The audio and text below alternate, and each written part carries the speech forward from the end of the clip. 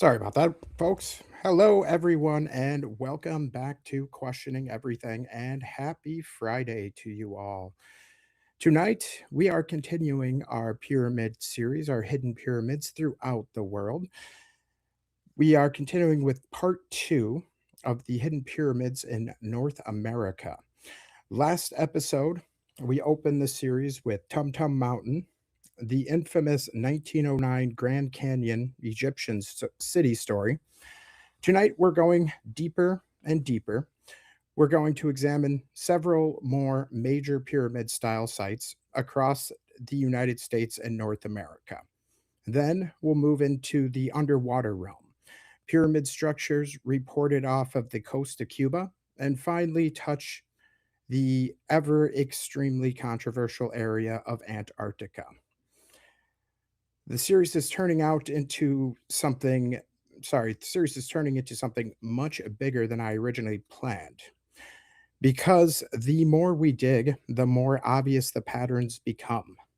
North America is absolutely full of massive geometric pyramid shaped structures that mainstream archaeology either ignores, downplays, or explains away with very weak answers. If you missed part one, I highly recommend watching it first because everything builds on what we covered here. But all right, folks, get comfortable because we're going to be here for a while tonight. Let's pick up right where we left off. The one thing I'd like to do as well, if you guys remember my good friend and friend of the program, Tim Constantine from Sixth Sensory Podcast, he reached out to me at the start of my pyramid series and requested to go and chat about what he has researched and discovered in the area of America and the surrounding areas. So I had a pre-recorded interview with him earlier today that will play here in a little bit for you guys as well. It was about a 25-30 minute interview. We covered quite a few awesome sites that even in as many hours as I spent putting into this segment, I still was learning quite a bit talking to Tim. He's a great guy, and Tim Constantine, great last name too. I gotta say. So another thing a lot of you guys were asking about yesterday, and I figured I'd come back and circle back around on it, was the Smithsonian's hand in covering up all of these pyramid sites. We talked a lot about John Wesley Powell, right? If you guys remember him. So you guys kind of wanted me to paint a more broader picture of exactly how the Smithsonian and the U.S. government in general was instrumental in covering up all of these pyramids and so much more. And I mentioned a little bit about the dam sites, etc. So we'll start here talking about this gentleman again, if you remember him, John Wesley Powell. And I'll just kind of go over a little bit of what I typed up to kind of help better explain my theory on the cover up of the Smithsonian here. So before we continue on with the other pyramid sites, I want to take some real time and break down what appears to have happened in the 1909 Grand Canyon discovery. This isn't just some random old newspaper story that faded away. When you examine the timeline, the wording, and the complete disappearance of the story afterwards, you can see a very coordinated and effective suppression operation at work. Let's go through this carefully here. So, the original articles on April 5th, 1909, the Arizona Gazette published a detailed front page titled Explorations in the Grand Canyon. I linked that in my Discord as well for you guys from yesterday. If you guys haven't got a chance to check that out, the latest news on, here's a quote from the article here. The latest news on the progress of the explorations, or what is now regarded by the Smithsonian Institute as a remarkable find, is that the explorers have now penetrated a series of caverns extending for several hundred feet. These caverns are said to be the most remarkable in the world. And then the article goes on to describe G.E. Kincaid as the explorer who discovered the site and states that Professor S.A. Jordan of the Smithsonian was in charge of the scientific work. It describes vast chambers, artifacts, hieroglyphics, and what they called an underground citadel with clear Egyptian and Oriental influence. That's just kind of a little bit more of the background on the article as well here before we go back into it. So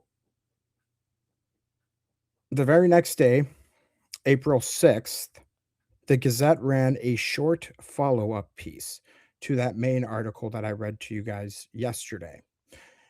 In that follow-up piece on April 6th, 1909, the explorations in the underground city discovered last week in the Grand Canyon are still continuing. Professor Jordan and his party have penetrated further into the cavern and have found even more remarkable artifacts. And then, after that little blurb, nothing. The story simply vanished from public discussion. So, in my opinion, this was a classic suppression playbook. I want to run it through you guys step by step. And it involves a lot of this guy over here, John Wesley Powell.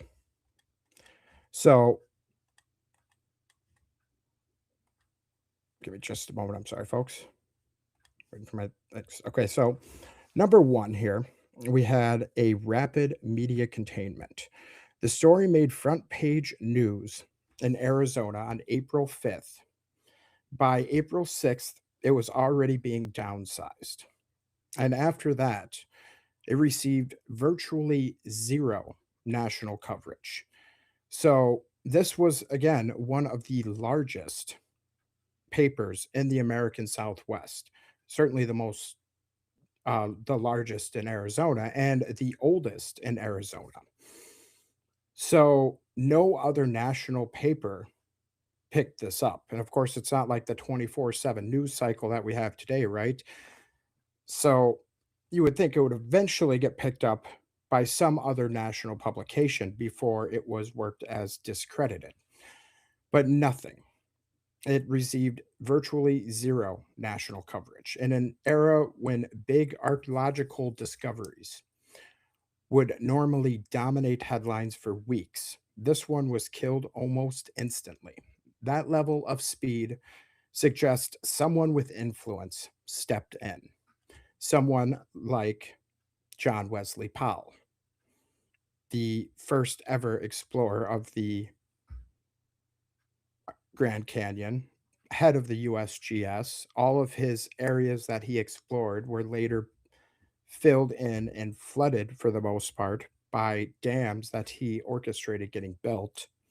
So, number two, the complete official denial and record erasure. To this day, any FOI request from the Smithsonian or any request of comment on this, the Smithsonian official position is that they have no record of any sex expedition, no record of Professor S.A. Jordan working in the Grand Canyon in 1909, and no record of G.E. Kincaid being affiliated with them. When researchers have requested documents, like I mentioned, FOI documents, the repeated response has been, we have no files or records concerning this matter. So, in the article originally, it also mentioned the third step here, the immediate site containment. The original article mentioned that the exact location was being kept secret to protect the site. Very shortly afterward, large sections of the Grand Canyon, particularly the areas around the Isis temple, the Cheops pyramid, and Tower of Set, became heavily restricted. Even to this day, many of these caves and temples require special permits that are almost never issued to independent researchers. There have been persistent reports for decades of restricted airspace, Black Hawk helicopters, and rangers aggressively turning people away from the site. And the fourth point, the quiet discrediting and memory holding. They never issued a former retraction, a formal retraction. Instead, the story was allowed to die naturally and was later labeled by others as a sensationalist hoax or yellow journalism. Within just a few years, the entire event had been pushed into the fringe category. This is a classic, in my opinion, institutional tactic. Don't fight it publicly, just starve it of attention until it fades from the public sphere. And that's what they do with so many of these stories. I mean, think of all the things that have happened to us folks in the last several years. That big, giant Miami Mall incident where every police officer in the whole area responded to that mall. Reports of large interdimensional figures were being talked about in that mall from several eyewitnesses. And to this day, we have gotten nothing from the official sources. It's a classic technique. They just starve it of attention, even in this 24/7 news cycle. Starve it of any official response or comment, and official and slowly it'll just fade away into obscurity. And anyone that tries to keep talking about it will be labeled tinfoil hat wearing conspiracy theorist, right? So the institutional control, the fifth point I have of this is the institutional control over academia and funding. The Smithsonian held and still to this day holds enormous influence over what is considered legitimate archaeology in North America.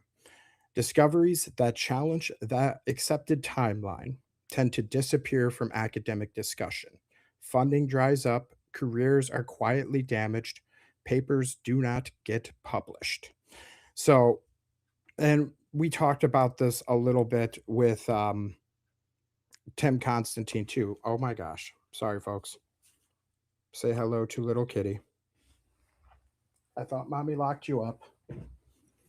Sorry about that, folks. She wanted to say hi to you all. So now she made me lose my train of thought.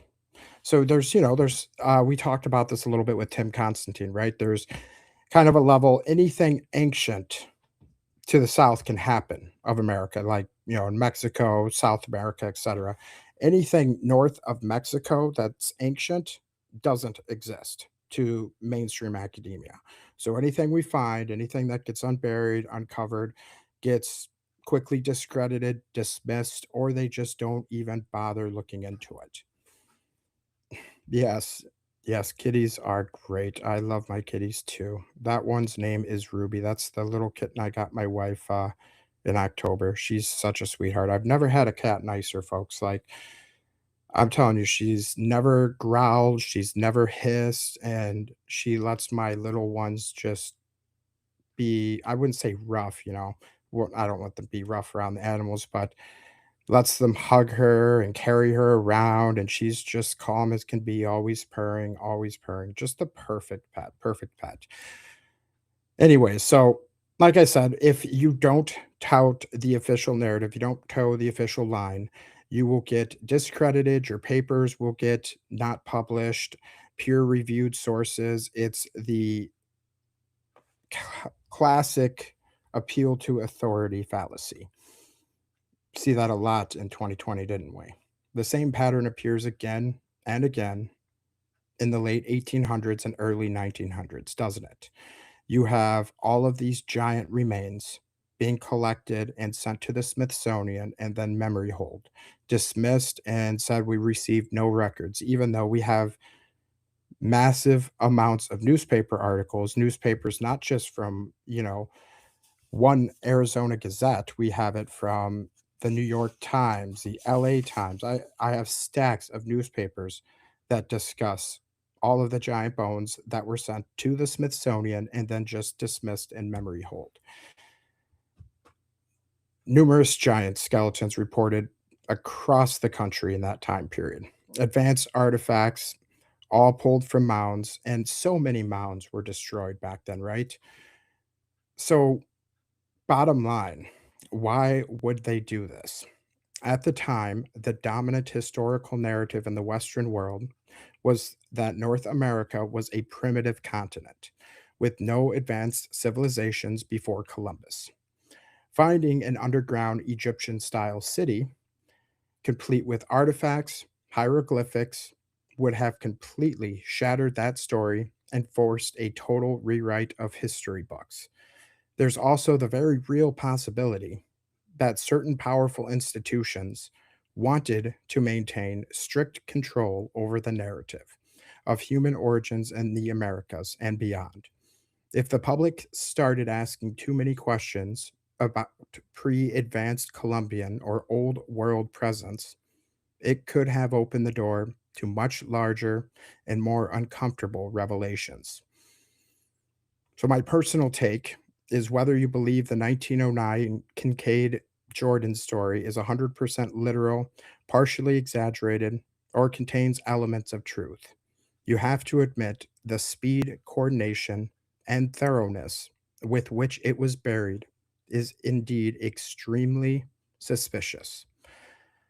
Real, unimportant newspaper hoaxes don't usually receive this level of institutional silence, record erasure, and long term site restriction that is still going on to this day.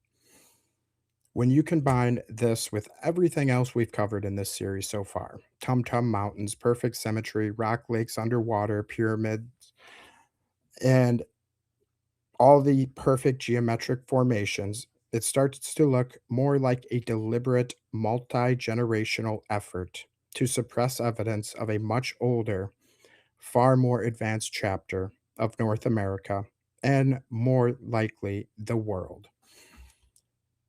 So, the next portion, I'd like to present my pre recorded interview I had with Tim earlier today. It's about a 30-minute interview, really great topics he talked about. I brought up some awesome pyramids. And then we will jump into Rock Lake in Wisconsin a little bit more as well. Let me pull up that interview and keep your guys' questions flowing. Have had too much time to open any of them yet. I do have some from last episode I'm going to get to as well. Episode might be a little bit longer than an hour and a half, depending. So there'll be plenty of times. It's usually Friday, so we try and have open lines, open questions, open chat segments as much as we can, and we'll still continue that tonight. So let me pull this up here, folks. Bear with me. Okay. Oh, wait a minute. I got to make sure I have the sound on. Don't want to make that mistake. All right. It's my interview with Tim Constantine on his pyramid findings.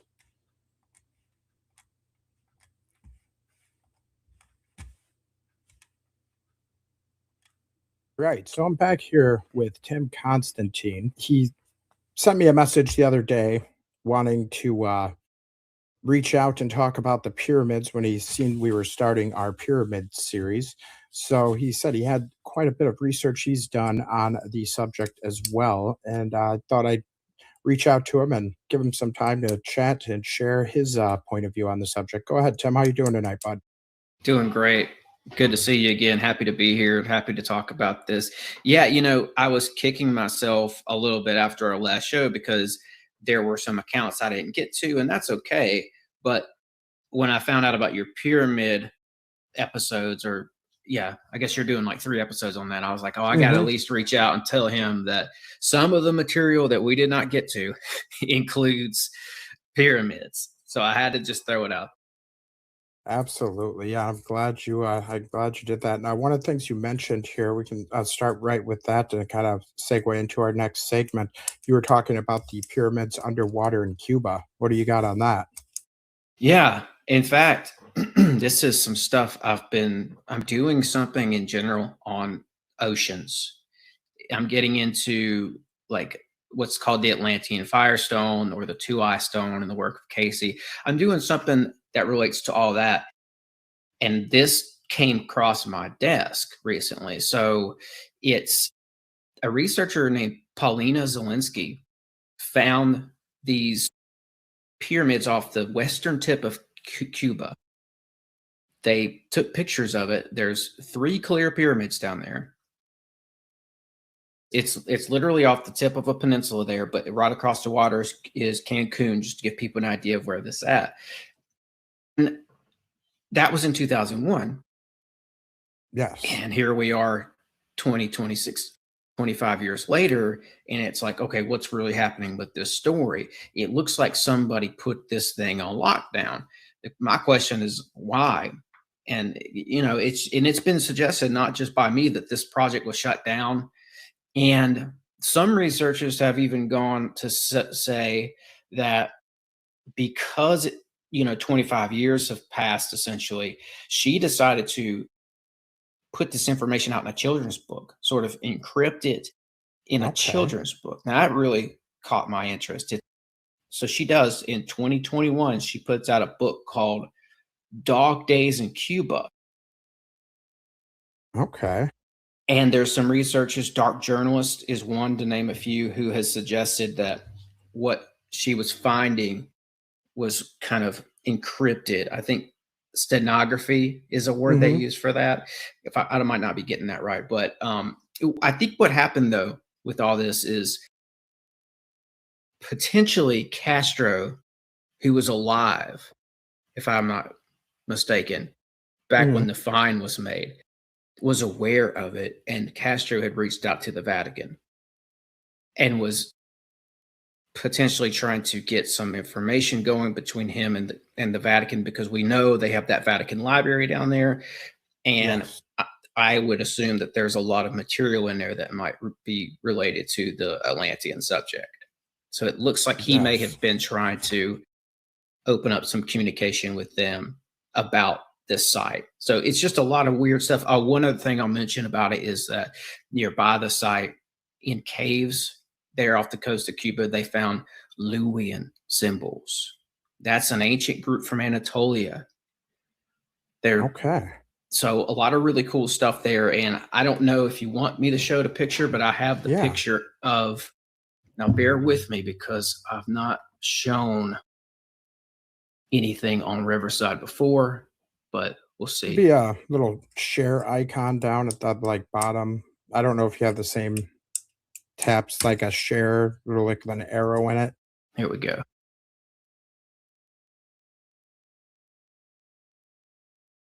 All right. I just want to show people this is the site. Is this showing up for you? Yes, it is. Yes, Okay. perfect. Yeah. So that's an underwater image of, like I said before, I think three very clear pyramids down there. This is an ancient city. Like there's no way around that. And Very much so. for this to be basically shut down and kept on lockdown is very fishy. Something's up with that, and it gets into a greater conspiracy. Here's another one with cleaned up with AI. You got the Okay. original up top, and then you've got the computerized reconstruction image here at the bottom. Like you said, that was all the way back in 2001 when they made that initial discovery. Yeah, and it's crazy. It's kind of the same story that echoes for many of these pyramids throughout the world. You know, somebody makes an initial discovery, clear as day, pyramid, and then you have the governments that come in and for whatever reason shut down any type of investigation further on them. Yeah, And and, and absolutely. and you know what? I'll add something else just because I'm feeling good about this one today. I love talking about this stuff, man. Yes. I want to add that the Luwian people are closely related to, I think, the Lydians. Okay. And the Lydians, in my research, are the people who put out some of the first coinage, first money, because Okay. in that area of Turkey where they were from, they have mines there, and they were mining for this stuff called electrum, and it was perfect to make coins out of.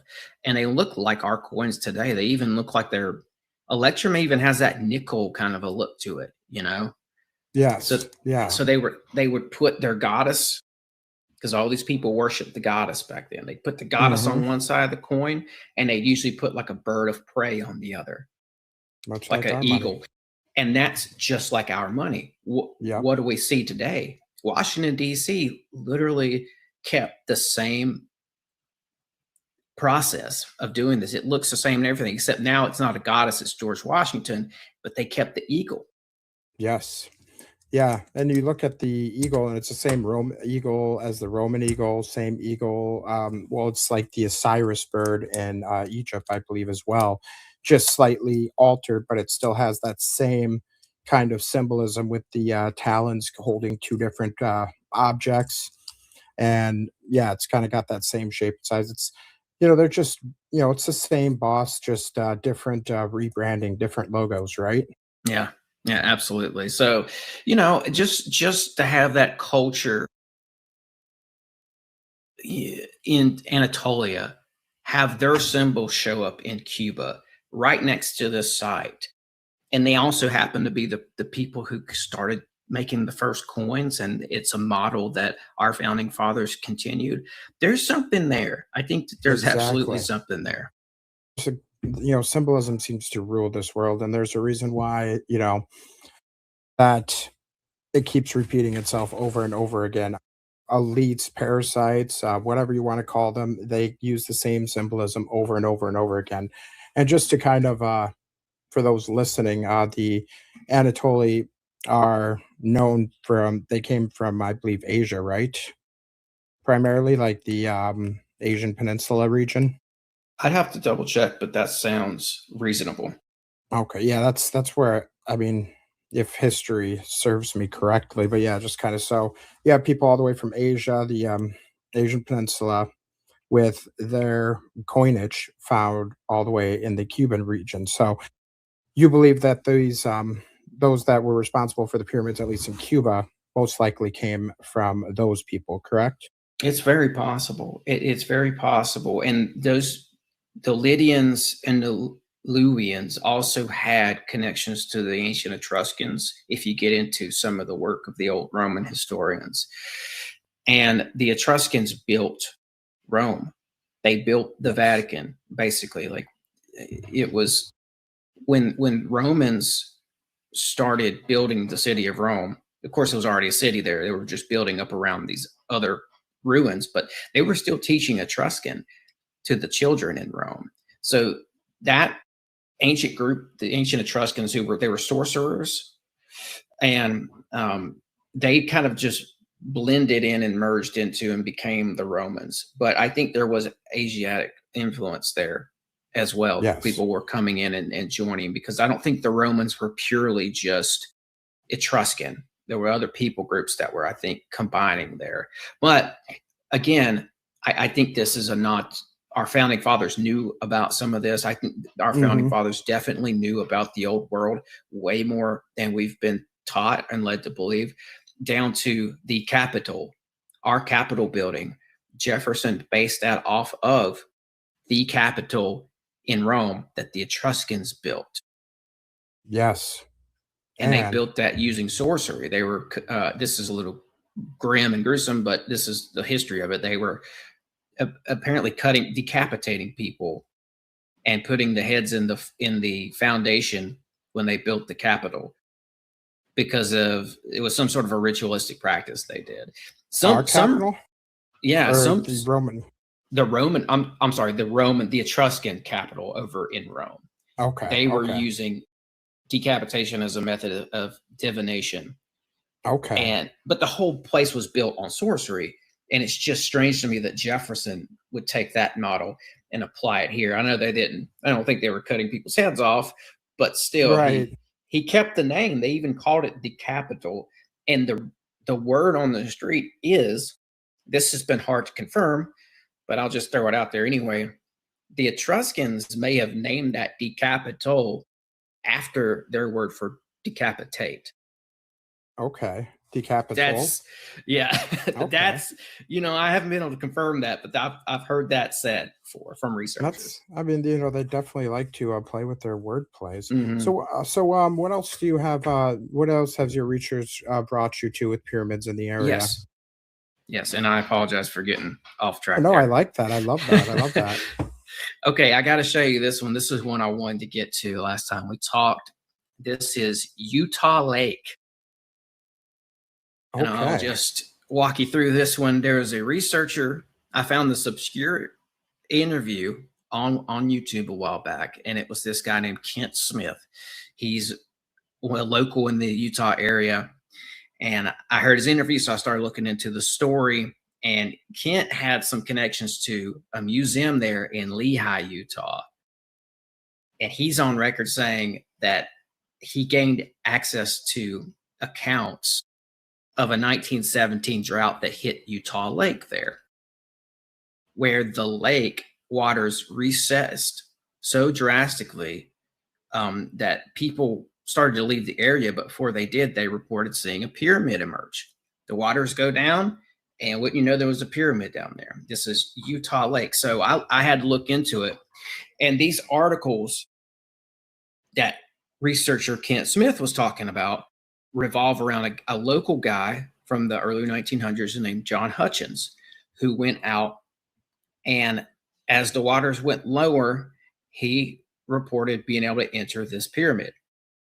And he reported that inside of this pyramid, there were 12 skeletons of significant length who were, quote, placed in a circle with their heads together and their bodies extending out like spokes of a wheel.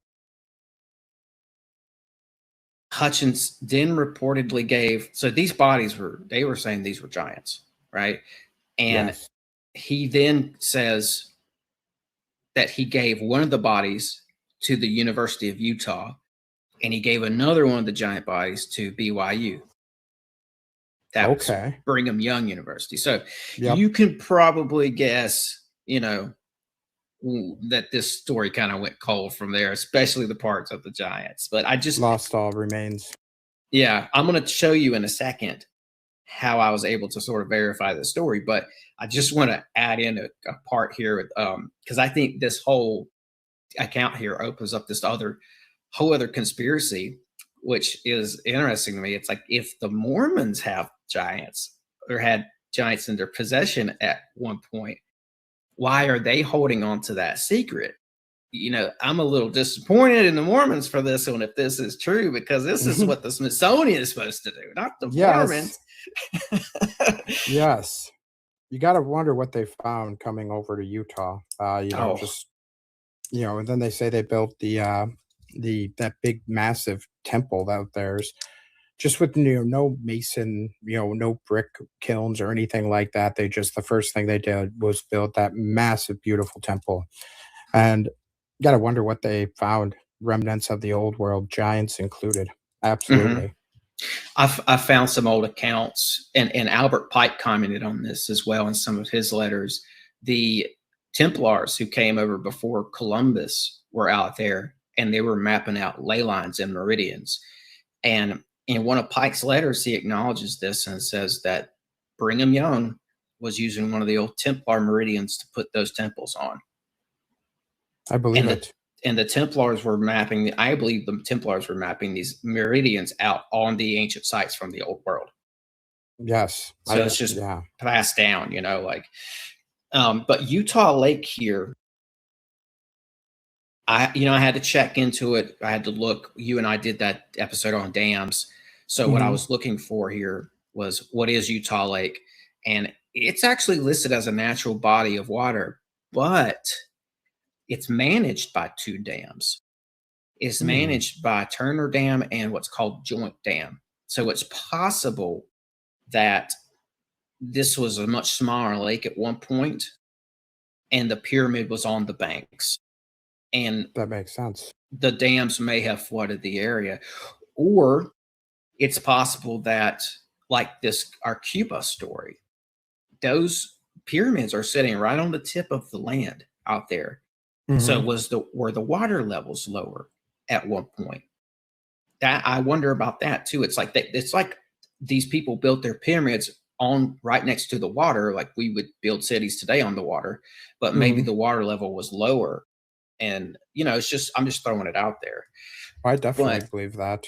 You remember like that? I think I showed you that Fort Jefferson, that star fort in the middle yeah. of, yeah, like just how that's built on the middle of a sandbar in the middle of like the most remote region in the Gulf.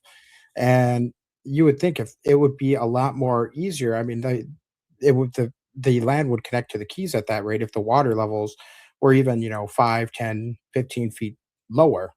And I'm not sure how deep of water those pyramids near Cuba lie in, but I mean, I think the oceans were a lot smaller.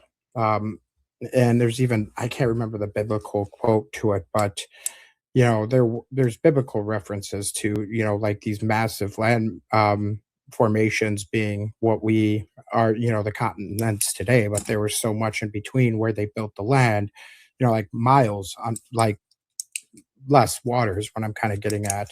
I can't remember the exact quote. I'm just kind of top off the top of my head, but I definitely believe there's a lot of precedents, and especially how much stuff we're finding underwater all over the place. Like there's a complete Stonehenge. I don't know if I got to that when we talked last. A complete Stonehenge formation right off the Traverse City in Michigan, right off the lake. So it shows that the Great Lakes, which I believe those were man-made, Hmm. some period ago, and those were, at least 40 feet underwater there. So the Hmm. water levels, like universally, seemed like they were much lower back then. Something somebody sent me after our conversation was a image of the, I don't know the technical term for it, but you can see the inside of, I think it was Lake Michigan. You could see how it's built out. It looks just like a mine, like an ancient Hmm. mine, Yeah. like a kind of similar to the formations you see at the Grand Canyon. Yep. Yeah. Looks Those like it little was like dug out. those natural, well, like those not natural like steps and how it goes down and Yes, down in layers. Yep. exactly. Yeah. Yep. Absolutely. Yeah. I got a couple pictures of that myself. Like you look at this one here and kind of show you one real quick. This was done by the I believe the USGS not too long ago. You can see like the different layers, like the red being the shallow areas, and then it's just uniformly across the lake, just like a dug out. Like if you look at a strip mine or something like that, it looks just like a strip mine. That's many of the lakes. Here's like another one, kind of a visualization of it better.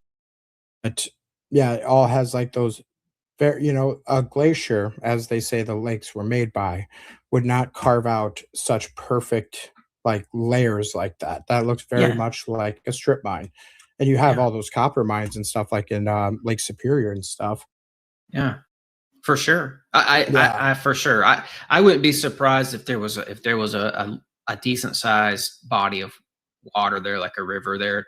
And I wouldn't be surprised if these people diverted it entirely to mine and then put Hmm. the river back in there and let it fill it Yep. up.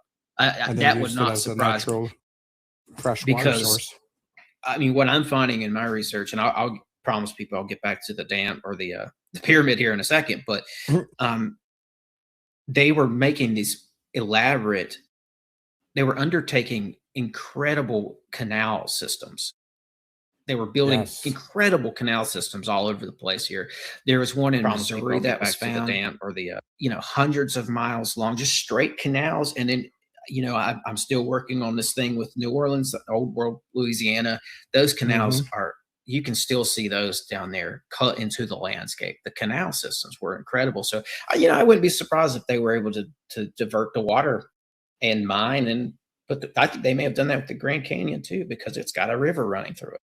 No, absolutely. I think they did. And like the Erie, I mean, just look at canals like the Erie Canal and how quickly they built that and how precise it was and needed to be and how quickly that they built it and with no heavy equipment, machinery, or power tools, or anything like that. Yeah. Yeah. So I did do my best to validate this Utah Lake story where this guy found the pyramid. And it's interesting because there's evidence of a drought and low water at Utah Lake from 1915 to 1917. That is the exact time period that John Hutchins said he entered the pyramid. And it gets crazier from there. Actually, I'll just include this. Here's one of the historical accounts I found about this drought. It says, at the town of Masada, Utah, located on Utah Lake, the lake dropped so low in 1915 that the water could no longer be pumped. By 1917, residents had abandoned the area due to lack of water and irrigation systems. And I looked further into it. And guess what? The town became an official ghost town in 1917. That's the year he said he was able to enter the pyramid. So at this point, clearly I'm seeing the historical record line up with Kent Smith's research and with the account of John Hutchins.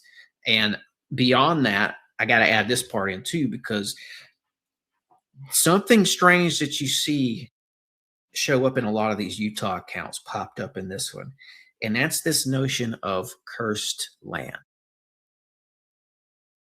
It's as if the town was cursed because, and this is a thing, I may have mentioned this to you at one point, the locals in Utah all many times say about many of these sites that that are ancient in nature that they had curses placed on them. A lot of them say it was Montezuma. He was in the area with his shamans and they were hiding treasures and stashing things there, and they would seal it up and they'd put a curse on the land.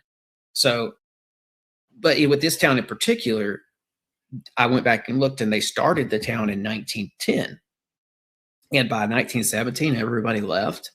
It was supposed to be a peach farming town. They were going to use the lake to irrigate the banks so they could plant peaches and they could do agriculture. And a lot of people moved in to help this. It was like a factory town, except using the land, right? So I looked at many of the stories like this, and this one really started checking out. So I'm happy you allowed me to share it with you today. And the problem is with some of this is that when it comes to pyramids and giants being involved, those records typically get destroyed or get hidden away in museum vaults or who knows what. And you just never hear about this stuff unless you go back and dig. And I had to spend an afternoon looking into this one just to make sure everything lined up. But this is and that makes you a tinfoil hat conspiracy theorist to the mainstream, right? And you doing all that legwork, all that investigative journalism, all that research, and you give that to the majority of the mainstream masses, and they're like, "Oh, okay, conspiracy theorists, go put your tinfoil hat on again," right? Yeah, for sure. Yeah, and I'll say this about this one in particular. We can move on, but the Mormon towns in general goes back to what we were just talking about ley lines and meridians, and some of these people knew about the old world and were using it. I think they were building their buildings right up on top of the foundations of the old ones in some cases, but especially with the early Mormons, these guys were Masons as well. Brigham Young was a Freemason. They were working with the Templars. They loved finding these old sites and putting their towns on them. So time and time again, I keep finding that these Mormon towns or even these Mormon ghost towns were built right on top of older sites. And at another time, I can tell you about another one with Lake Mead, where they built right on top of an old Anasazi site. And the mainstream, like you said, discounts it to this day. But as you look into it, there's clearly something there. You could definitely follow the breadcrumbs back out. No, I have a couple others, and we could get to them another time. You got a couple more pyramids? Yeah. You sure? Yeah, we got time. Okay. Yeah. All right. Yeah, I don't mind coming back either. But so there's one that I was looking at, and this is kind of fun and speculative at this point, but I'll show the picture. In our damn conversation, we talked about the TVA and sort of their role in a lot of the cover-up. And this one caught my eye because it's in the area or rather it's in an area controlled by the TVA. And I'll pull it up here for everybody now. This is in Tennessee.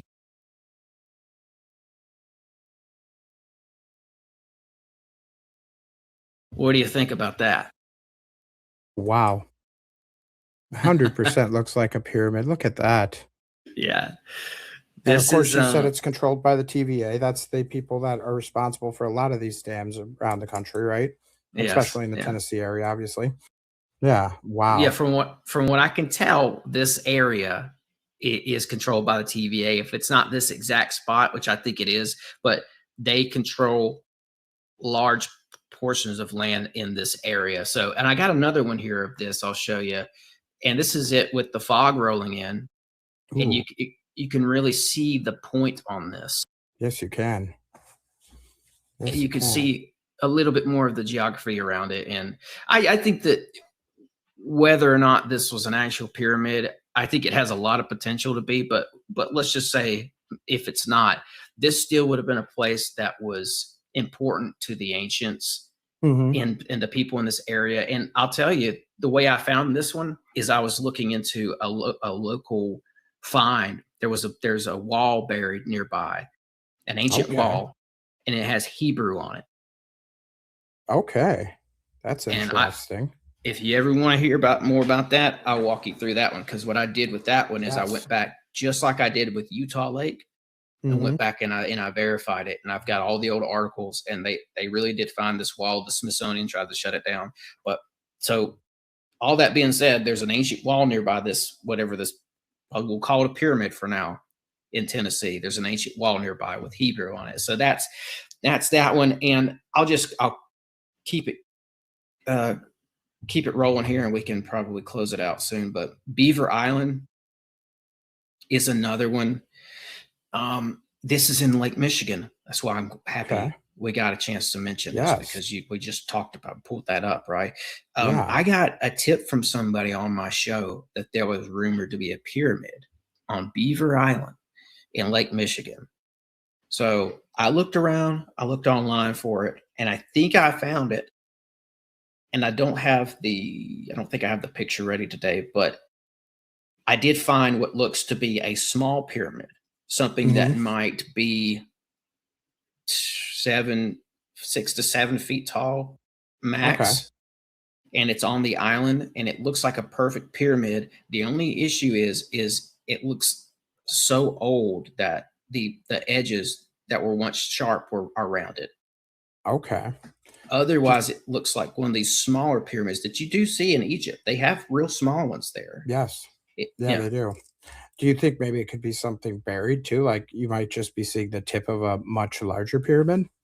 yeah, Could that's be. exactly what I thought when I found it, because I was like, if I ever go here one day, I'm gonna have to dig around the edge and see if this thing keeps going, because it looks like Yes. it might. It The looks like Great it Lakes might. have the Great Lakes have so much mysterious, Lake Superior, so many of those islands off of there just steeped in mystery, steeped in Mhm. mystery.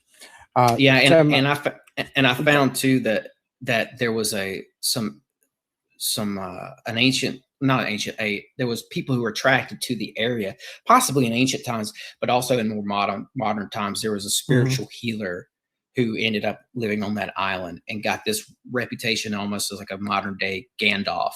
And I just had Okay, to wonder, okay. if people were being attracted to this island because of the energy and just that sort of thing. And they probably found out about the pyramid and everything there too. Very But much believe so. A yeah, lot of those places built on ley lines and energy yeah, vortex points. That's, yeah. it just draws us. We're receiving rods for this type of stuff, where our bodies kind of are drawn naturally to these energy sources. Yep, yep. And I'll end it with that today. I appreciate you coming on and let me do a segment here. I'll Yeah, just absolutely. mention that if people are interested in this, you and I did a great episode where we talked about the dams, we talked about John Yes, Wesley indeed. Powell and some of that stuff, and we did mention an account in that episode, that pyramid in Ohio from the 1838 report. It was a 55-foot stone pyramid near Newark. The colonists came in and started taking the stones off of it to build a dam of their own, which the Army Corps of Engineers ended up tearing down in 2015. So that's an honorable mention, and I'm done. I'm done with that one. Give us a shout out to your podcast. What's your channel name again? Yes, absolutely. My show, you guys can find me at it's just Six Sensory Podcast. I spell it out SIX. I'm on Spotify, YouTube, and Apple. And would love to have you guys come over and check out the show. And I've got to get you back on soon as well, my friend. Yes, absolutely. Send me a message anytime, man. I appreciate stopping by today. You have a great rest of your night. Thank you. You too. Thank you.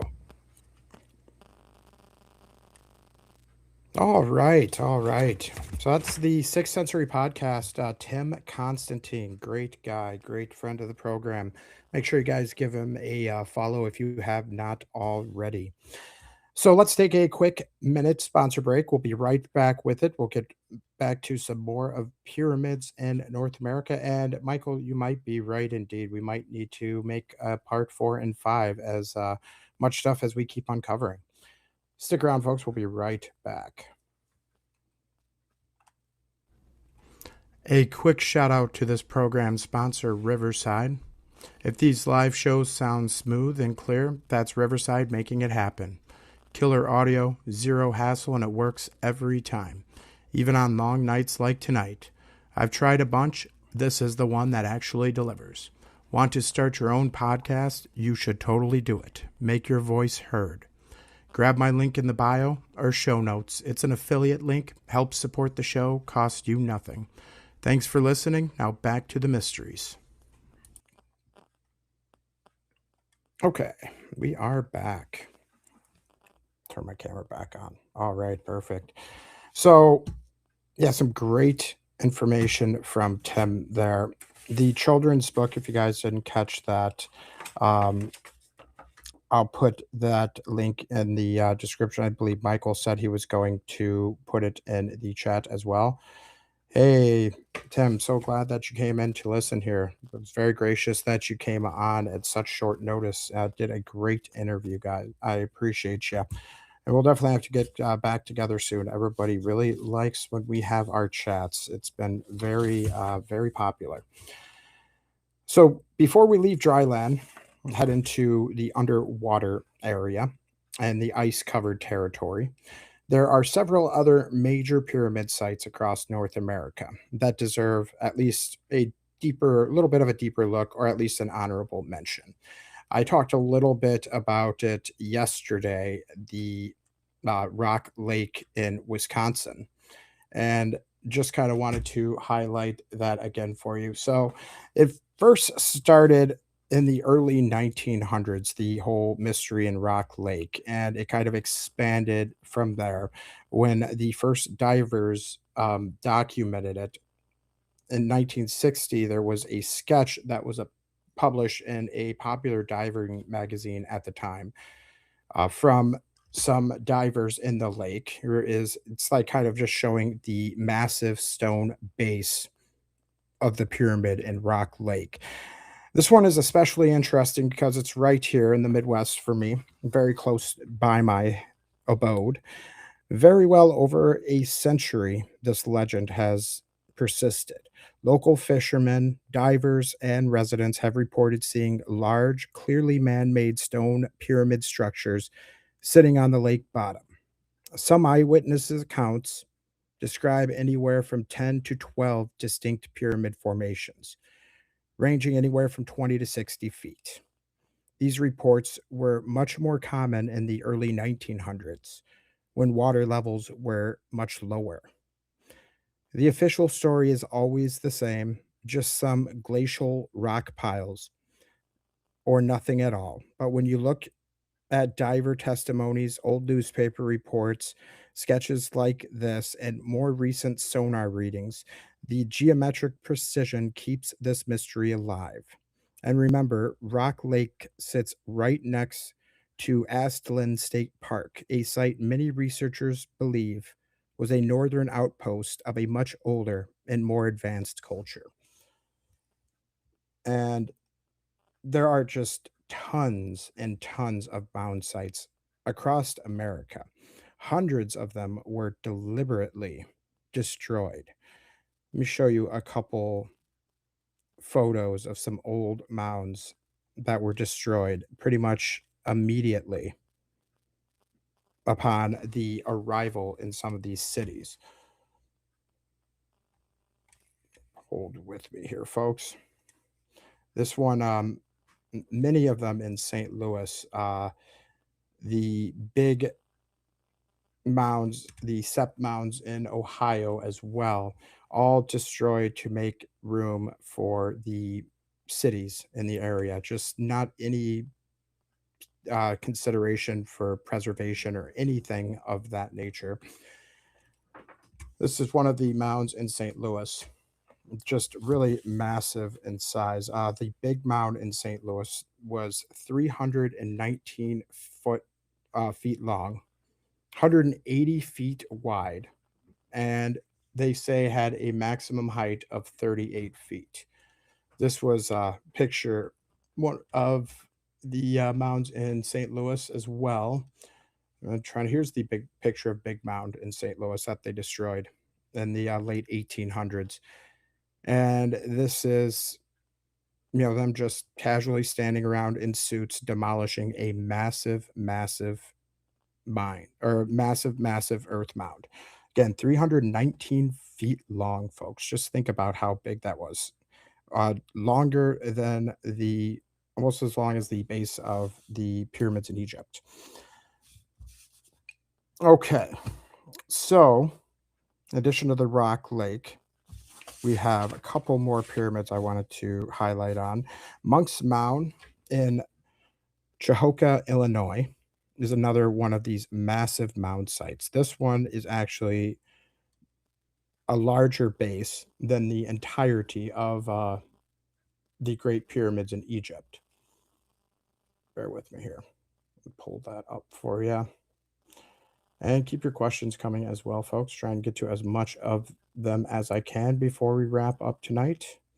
I see a lot of them coming. I was glad for that half-hour time when I could chat with you guys back and forth in the chat as well. That was pretty fun to do. One of the ones, though, first I want to show, I was talking about Pyramid Lake in Nevada. Well, it was once California, but now it's modern day Nevada. And I could not find those pictures last night, so I made sure to grab them in my stack of stuff for today. Let me pull that up for you guys here. My computer will cooperate. It's being a little slow on me.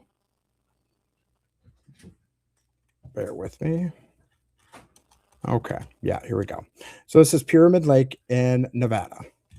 And this is what it looks like. To me, clearly looks like a base right here and a very clear pyramid, a melted structure. Here's a couple more. There's three of these pyramid-shaped structures in Pyramid Lake, Nevada. This is one of the big ones right there. You see it. Just very much clearly looks like a whole melted ruins. Just look at the different kind of meltings of these rocks along the shoreline here of the lake. And I believe if you look at this picture, this is the first interpretation right here that was published. I showed you guys this photo yesterday, the depiction of the Pyramid Lake when the first settlers or the first founders arrived on the scene. And this what I believe there's, three pyramids and one completely destroyed one in the back. So this was the one that I wanted to show you guys yesterday that I could not find in my stack. So I mean, look at that charring there. Looks very melted, very scorched, does it not? Absolutely, absolutely. Another melted ruin of our melted past. One of the many resets of this realm that reshaped the nature of it. So that's Pyramid Lake. Monk's Mound in Chakotay, Illinois. I'm sorry. That's one I wanted to get to next as well. I kind of got a little sidetracked remembering the Pyramid Lake here. So this was kind of close to my hometown in Rockford, a couple hours south of it. and it is an absolute massive. They call it an earthenwork site, but take a look at this, and I mean, it looks like they just never bothered to dig it up, and it looks very much like the base of a pyramid at one time. And this is in uh, Chakota or Cahokia, Illinois. This is the largest prehistoric earthwork mound in the entire Western Hemisphere. Its base is roughly the same size as the Great Pyramid of Giza. I just look at that. At its peak, it stood over 100 feet tall with a flat top, and that's just according to the mainstream narrative. With a flat top that makes it a true flat topped pyramid, larger at the base than the one in Egypt. Officially, it was built between 900 and 1100 AD by the Mississippian culture of mound builders. But when you stand back and look at this engineering scale, look at the footprint of it next to this school bus, just how massive it is. The precision of the cardinal alignments and the sheer amount of labor and planning required to build something like this. It becomes very difficult to believe this was built by a simple agricultural society with Stone Age tools. Many in our community believe they were building on top of or repurposing something far older. Then we had a couple more of them here. I mean, just it's an absolute massive site, and hundreds of these in Illinois, thousands of them across North America, and they just let them sit as these hills. And if you look at like the pyramids of Mexico and stuff, how they look before they were dug up, they look almost identical to these mound sites. This is the official narrative's interpretation of what it was. You know, you built this huge 100-foot tall step pyramid structure, and then you just build this little house on top of it, is what they say. So that's what they're giving us for that. All right. So we've now looked at multiple pyramid sites on land. Let me see if I can find just a couple more of those old mound sites before we move on to a couple more pyramids for the night. How am I doing for time? Still good, guys. Still good. Okay. So these are just some old mounds in the US. The Sep Mound in Ohio, I really wanted to show you guys because you can see archways in the old photo that we have of it before they rush to destroy it, right? As is the case with so many of these. Look at this pyramid. This was well, it's called a earth mound. But look at the clear arches, the ramp going up it. You can see the carvings in stone. This is definitely not a earthen mound. And those little arches, and I bet it goes much, much further down. I just Fish, you said I just went to Red River Gorge in Kentucky, and there's some really weird stuff in the Red River Gorge. Has a lot of red rock, reminds me of melted clay. They even had a courthouse rock. Interesting, interesting. And if you remember right, with my episode the other day with JT, they had a courthouse rock in Sedona, Arizona as well. When I did my research on this, I found it incredibly interesting how many places in just America alone were named after pyramids. We're not just talking about one or two. There are well over 100 lakes, mountains, peaks, buttes, points, and trails in America alone that carry pyramid in their name. Like, where does this naming pattern come from? Everyone all decided to name these places all across the country at the same exact time pyramids. They had no other variations or names for them. And I mean, clearly they named exactly what they saw. They knew these were pyramids, and they just kind of want to leave it in there and kind of throw it in our face.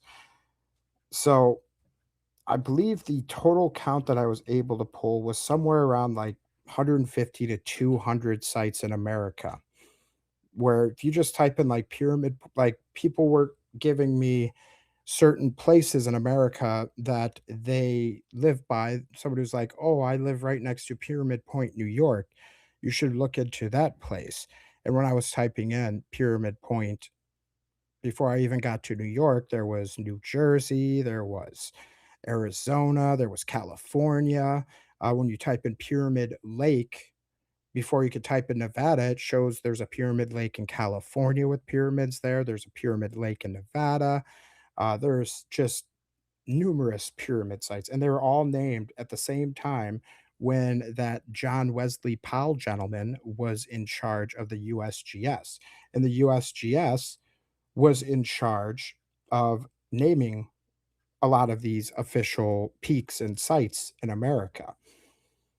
So I just kind of found that little bit interesting, as many pyramids are as there are named in just America alone, folks. All right. So let's see a couple more. And a lot of these pyramid or mound sites, these are a couple more in Ohio. You will find articles like this. This was in Dayton, Ohio. Giant skeletons. The skeleton of a human giant was found in the gravel pit east of the city by W.C. Fry, the owner of the pit. He found it measured about 9 feet in length.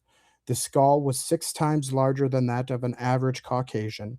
Professor Metzler and Forrest of the Steele High School believe the bones are those of a member of a primitive race. Here's another mound site. This is the Adena Mound in Ohio. Just look how massive that is. And why would you just rush to destroy something like this? They did no excavation work on it or anything like that. They rushed to destroy and demolish these mounds in the late 1800s. So many of them. So many of them. And of course, so many of these newspapers. Here's several articles from the New York Times from 1892, I think that says 58, 1880, Race of Giants in Old Gaul, Skeleton of a Giant found, all of these Native American Indian mounds, two very tall skeletons from the Harrisburg Telegraph. There's a couple giant skeletons found in mound sites like this. So you can see it's just like rushing to dam up all of these sites in the late 1800s. It was that rush led by these top parasites, these top elites at the time, like John Wesley Powell, to erase these mounds and the inhabitants of these mounds. And again, this was in Madison. Let's show you a couple more of them. Mound Builders' Bones, Skeletons of a Giant in Indiana by Workmen. New Carlisle, Illinois, or Indiana, sorry. Relics of a prehistoric age are being brought to light in Noble County. The find is in New York Township, where workmen excavating for a public highway found the skeletons of an inhabitant of early days. Bones indicate that the person was fully 9 feet tall. That's another 9 foot tall skeleton. Bones are unusually large, and the position of the skeleton, when found, indicated that the body has been interred in a sitting position. The belief is advanced that the remains are those of a mound builder. So they call all of these mound builders, these earthen mounds. So when I say they, do you have a decent idea of who or what organizations are destroying these and what do they believe? Yes, to for the most part, I should say I do. Fish. I'm saying that name right. I believe, it's not just one group of these globalists. I believe there's many different sects. That's why there's so many different secret societies like the Illuminati, Skull and Bones, the Masons. There are different sects of these parasites jockeying for control of the masses. They pretty much do this every reset cycle, I believe. And we're talking about these elite families, these elite bloodlines, these bloodlines that potentially have ties to Nephilim DNA. We'll talk about that in a more later episode. Don't want to go down that rabbit hole. But these elite bloodlines that seem to just always be in positions of powers, like the Rockefellers, the J.P. Morgans, the Rothschilds, just to name a few. It's not one group, I believe, Fish. It's multiple groups that are constantly jockeying for power and control of us. And it's still going on to this day. Right now, it seems there are at least 4 or 5 major cabals and a number of minor ones. Yeah, absolutely right, Michael. There's several major ones that are going and jockeying for control, and then many, many, many minor ones. All these secret clubs and societies that most of them, their names are not even available to the public. True secret societies, right? Not the ones that you hear about, like the Masons and Illuminati, stuff like that. And this has been going on. It's, like I said, we have been born into this battle of good and evil, this battle for our minds, this battle for control since long before we were born, folks. Yes, DNA episode soon. Yeah, we're going to have a deep dive episode on the Nephilim and the Nephilim bloodlines and what we were really doing in Iraq and probably what we were doing in Iran and the giants of Afghanistan coming very soon after we finish this series, probably. I will share the video again showing how the world is structured below the top families. Yeah, absolutely, Michael. Share that video away. Share it in our Telegram or in our Discord. Absolutely. Would love to see that information as well. So let's jump into, and Tim kind of talked a little bit about it too. I just kind of want to highlight it again, the underwater pyramids off the coast of Cuba. So off the coast of Cuba, there have been repeated reports of large geometric pyramid structures sitting on the ocean floor. The most well known is the Bimini Road, but there are also multiple claims of massive pyramid forms detected by side scan sonar in the same region. These discoveries first gained major attention in the late 1960s and 1970s. Divers and pilots and researchers reported seeing clearly man made structures, some of them describing ones even larger than the Great Pyramids of Giza. Many in our field would believe these could be remnants of Atlantis or an even older advanced civilization that existed before a major cataclysmic flooded event like the mud flood. Of course, the mainstream response is always the same with these. They're just natural formations or random geological formations.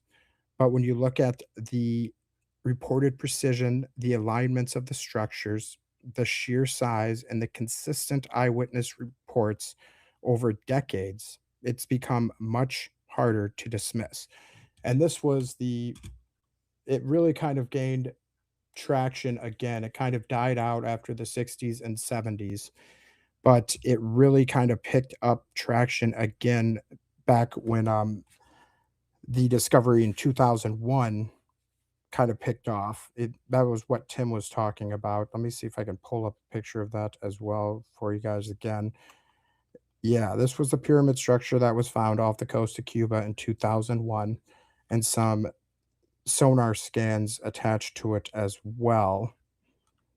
And this was the one that they said they just kind of stopped digging into. The person that made the discovery went quiet for some time, and then she randomly wrote a children's book named The Dog Days of Cuba, I believe it was, right? Very odd name for a children's book, for one, and very odd that it ties right into the pyramids that she wasn't allowed to talk about or research any further off the coast of Cuba. I mean, they definitely look like some of those Mexico pyramids, Mexico City, and stuff that we've went over as well. So I just kind of want to re-highlight those for you guys also. If these underwater pyramids are real, they would be extremely strong evidence that a massive flooding or reset event occurred.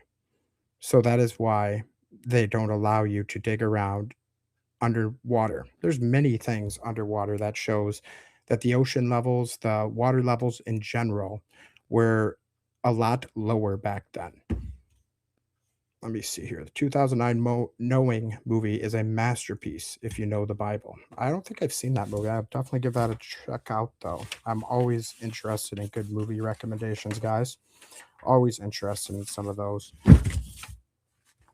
Okay, so let me answer some of your guys' questions I had from last episode, and I'll take a couple more of your guys' questions as well, and we'll kind of wrap it up in it there for tonight so we get that 12 o'clock end time for you guys. So Rosie Rooster says, do you think Tum Tum Mountain could be connected to the Grand Canyon pyramids somehow? Like same civilization or same reset event?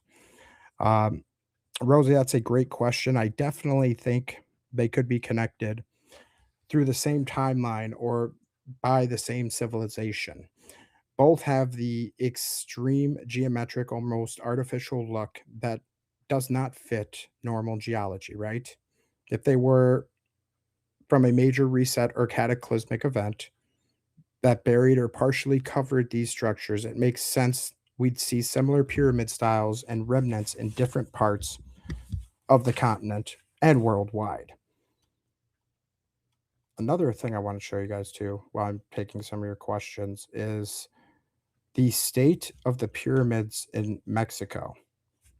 I'm not going to pronounce the exact names of them. I don't want to butcher it, but you know what I'm talking about.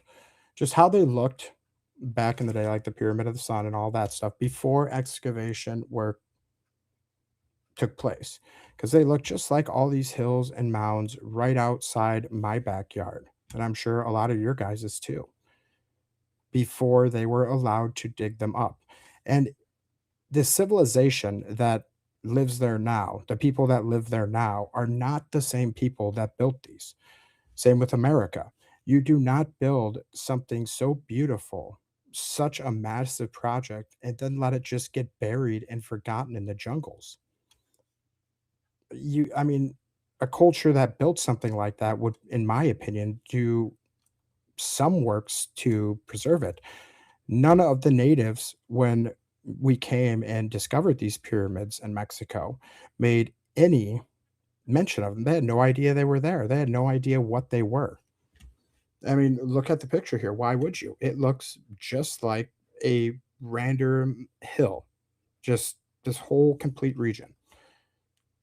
And then some of these pyramids were just lost and forgot and completely covered in mud and brush in the jungles. I mean, look at that.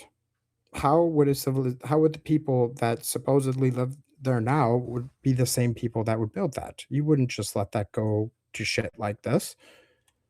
It looks very much like, and it's not just buried by cultural layers, right? It looks like the results of a massive cataclysmic event that raised the water levels and then receded them, like a big wave event that caused all these broken trees to just lay upon here, busted up big portions of the top of the pyramid, and then buried it in soot once the water levels went down. If you guys have ever seen like your local rivers or anything flooding, this is what the aftermath kind of looks like after the water levels recedes from a flood. Now just imagine that in a much larger scale, right? And I've showed you a couple of these pictures yesterday too. Upon further examination of the site today, we still haven't even hit the bottom of these pyramids in Mexico. They are still go down much further. And the mainstream has very little interest, just like so many other ancient sites, of digging them up. Machu Picchu, a couple others come to my head that they're dragging their feet, or in other instances, just outright refusing to do any more archaeological work on these sites because it would just show how much bigger they are, how further down they go, and it just completely debunked the narrative. And look at that. And I mean, just those beautiful, intricate brickwork here as well. They just want you to think it's a little step pyramid like that. Look, this was that first picture I showed you guys, and this is what it looks like today after what little excavation work they have done to it. It's a completely different site. Completely different. So many of our areas around here look exactly like this. They look just like a random hill. That's why I said earlier in the text chat when we were watching that interview with Tim, I don't believe most of these hills are natural anymore. The more and more I dig into stuff like these pyramids, the more and more I look into all of this stuff. If they're not melted structures, they're hidden and buried structures. And you'll see that a lot going on with the Chinese pyramids that we'll cover next week on our part 3 here. Just a few more pictures of the state of these pyramids before they were excavated, dug out, and made tourist traps. A big one right here. I mean, just look how massive that is. It look like ants compared to this pyramid. And to think that it goes much further down than that, right? Okay, let's see here. Chica2298 says, is Monk Mound bigger than the Great Pyramid in Egypt? That blew my mind when you said it last. Yes, it is indeed bigger than the pyramid in Egypt, the base of it, anyways, I should say. Yes, indeed. Uh, Michael, you said, what's my take on the underwater pyramids in the Bahamas? Are they Atlantean or something older? That's a great question, Michael. I lean towards them being remnants of something much older than the Atlantis story we usually hear. If there was a major flood or reset event, like we talk about with the mud flood, these structures could have been submerged long before the Atlantis narrative. The geometric precision reported by divers is very hard to explain as natural rocks, though. I will say that. Yeah, try to cover some stuff from China. They have crazy stuff over there. Yes, interesting world.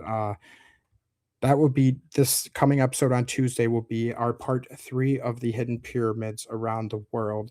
We will expand. Didn't really get into the Antarctica part tonight. I don't want to open up that can of worms. That'll be, another 20, 30, 40 minutes. I'm sure you guys are all down with that, but yeah, I got some dad duties to do after this. So Tuesday, we will be talking about pyramids in Russia, Europe, places like Italy, France, Rome, tons more pyramids to uncover. Tons more. Like I said, I originally planned on 3 parts. There's going to be a lot more that we haven't covered from there. Must be frustrating for people who enter archaeology and get stopped with research money. Yeah. And most of the people in archaeology, like, they're not gatekeepers, knowingly gatekeepers. They're just, taught what to believe, what to think. And the smartest people I know are ones that get brainwashed the most by this academia system.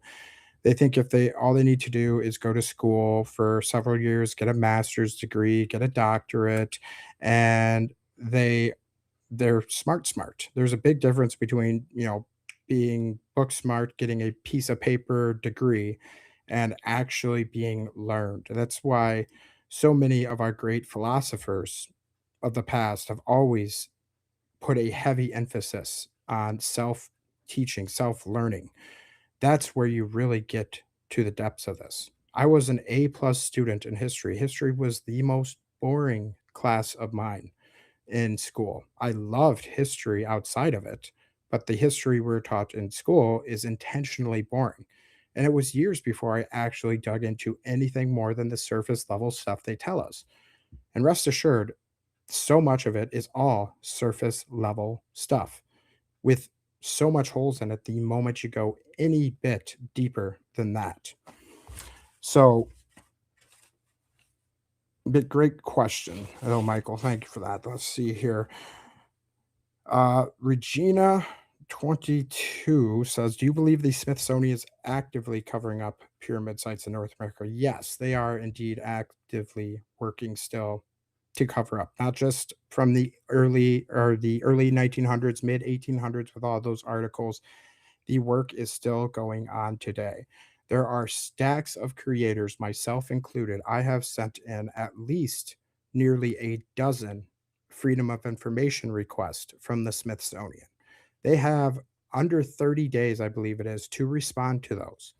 I have started this project since we started this podcast together, I believe, what, like 3, 4 months ago. Wow, time flies, right?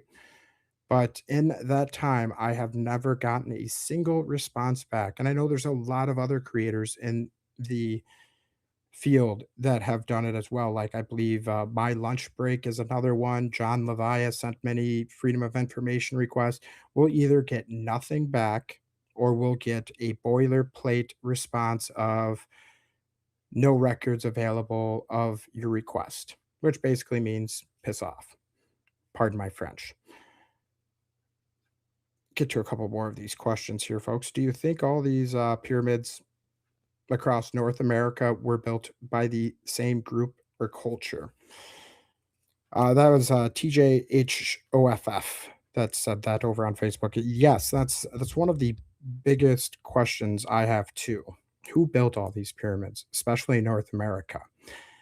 Were they built by the same group or the culture? The more I dig into it, I see a lot of very similar styles, especially in the North American pyramids and the South American pyramids as well.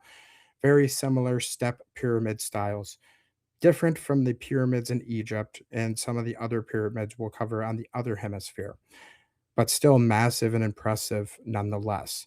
So I believe quite possibly they were made by the same culture, the same people. Great question there. Couple other questions, and I'll kind of wrap it up. Um, Time frame 2020 says, how do you explain the dating of most of these sites? Have carbon dating or other methods been used that put them older than the supposed old world reset events you mentioned? So that's a great answer. So carbon dating has its limitations. I believe carbon dating is a wildly inaccurate. We've talked about carbon dating a couple times on this program and how it's very much based on an inherent flaw in its calculations, the base level radiation being one of them that's always supposedly remained the same. So carbon dating is or massively inaccurate, and from place to place you can get varying different or vastly different results. So I don't believe the carbon dating or the dates, again, don't take anything they really give us with a grain of salt. If they lie about all of history, they're going to lie about the carbon dating that they give us, the dates of these photos, the dates of these events. So don't take into account, what they tell you as any degree of accuracy. Let's see here. Just take one more question that I have. If Okay, this is a good one here. Realist 118 says, if these pyramids were so advanced and widespread, why isn't there more physical proof like tools, writings, or everyday artifacts? That is a great question from a skeptic. I love the skeptic questions as well. My working theory on that is that if there was a massive reset, mud flood, cataclysmic event, a lot of the surface level evidence would have been buried, washed away, or deliberately removed by institutions like the Smithsonian. What we're left with are the biggest, most durable structures, the pyramids and mounds, that were harder to completely erase, despite their greatest efforts to do just that. Looking at all the mounds that they've demolished in Ohio, for example. And despite all the massive amounts of mounds and a massive amount of old world structures that they've destroyed in just this country alone, when you ask like AI, for example, how much old world buildings that was built in America are still around today, and it'll give you a number about 5 to 10%. So all the old world buildings that are still predominantly featured in a lot of our cities, towns in America, in our main streets, they only account for about 5 to 10% of all of the buildings that were built in that 1800s, early 1900s timeframe of America. The other 90% of those buildings were destroyed well before their time. Talking about beautiful structures that should have lasted hundreds, if not thousands of years, destroyed in 20, 30, 40, 50 years. It's clear that there's been a coordinated effort to erase not just the pyramids, but these old buildings that they were, say, built by primitive hands by horse and buggy. Okay. Yeah, carbon dating is indeed nonsense. Interesting world. Absolutely. Absolutely. Well, I believe we will leave it at that. We still have so much more pyramids to cover, even more from tonight's episode that I didn't get a chance to. Thanks to that awesome interview I had with Mr. Tim Constantine. Again, if you guys haven't checked out my previous episodes with Tim on his show and mine, highly recommend checking those out as well. We will continue off again with the pyramids hidden across the world. We'll pick up on Antarctica on Tuesday when we come back for next week. Hope you guys are all going to have a great weekend. I hope you guys have some great weather this weekend. It's supposed to be in the 70s and sunny here. Finally, no more rain. So we're going to get out and enjoy the beautiful weather. Hope you guys all get a chance to do the same. Don't spend all of your time deep in those rabbit holes because there's a never ending amount of them.